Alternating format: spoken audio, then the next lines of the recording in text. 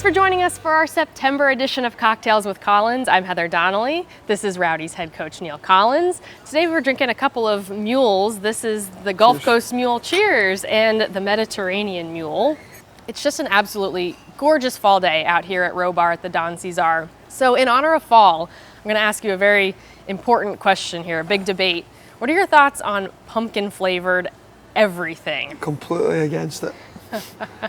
Yeah, anyone that knows my eating habits will know I'm like really fussy in particular. Yeah. And I know my wife likes it and the kids, but not for me. So yeah, stay well clear. All these like pumpkin, specials that they have in coffee shops and restaurants, I stay well away from. So we won't be seeing Coach Collins with a pumpkin spice latte anytime soon. No. Good stuff. Now that we've got that out of the way, let's talk a little bit of soccer here. 4 games left in the regular season. As you look at the last 4 games on the schedule, what stands out to you? I think starting with the first one coming up is Louisville, back-to-back champions again, right in the race, this year. So we've done a great job, and the team's done a great job of taking it a game at a time. I think now we're at the point where we've put ourselves in position to try and get the top seed, which is a great opportunity for us, and that starts with Louisville, but we've got 3 games on the road and a huge one at home against Indy. But it'll only be a huge one if we get the results in the 2 prior to that. So start with Louisville and 4 tough games, but again, if we play like we have done for the majority of the season, we'll have an opportunity to win them all, and that's a great challenge. Yeah, you mentioned that Louisville game. Slugger Field has been a really tough place to play for the Rowdies historically. What makes it so tough, and how do you turn that around on Saturday? It's been tough for everyone. I think that's went there. I think they've got a great record at home, and that's why in the USL Championships they've been at home, and they've used that home field to advantage. I don't think it's. I'm trying to choose my words carefully. I don't think it's necessarily the greatest place to play in terms of the playing surface, but the environment in terms of the fans is excellent. So you're going to play against a really good team, whether they're home or away. They're a good team, well coached.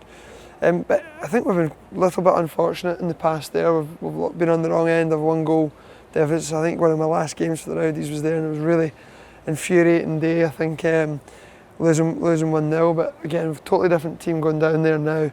Totally new mindset and mentality, and I think we've been very good on the road. I think this will be a great test for us. So again, you've got to give total respect for a team that's done really well, but now we're trying to show that we're part of that conversation.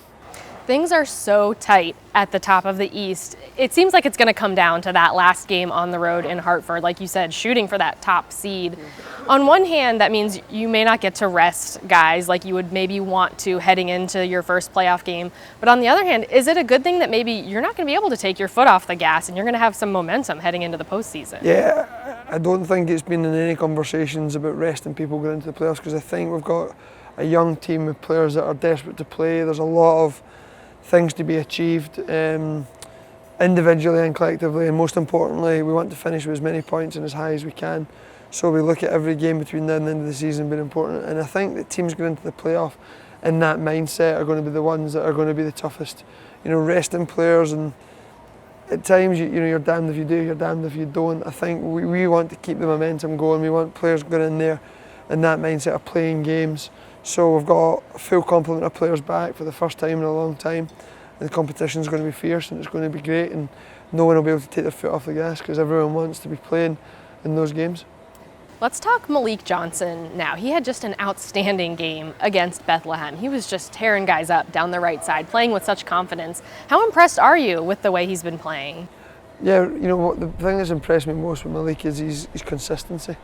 I think he's had games like that where maybe the team haven't put the chances away, taking the opportunities, but I think he's kept a great level of performance for a winger, and on Saturday he got his rewards by people putting his great assists into the net.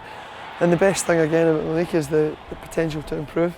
We're not talking about someone that reached their peak and we're just hoping they can sustain that. I know that there's room for improvement, and Malik does as well, so we know that we've got a good player in our hands, but we need to make him a great player.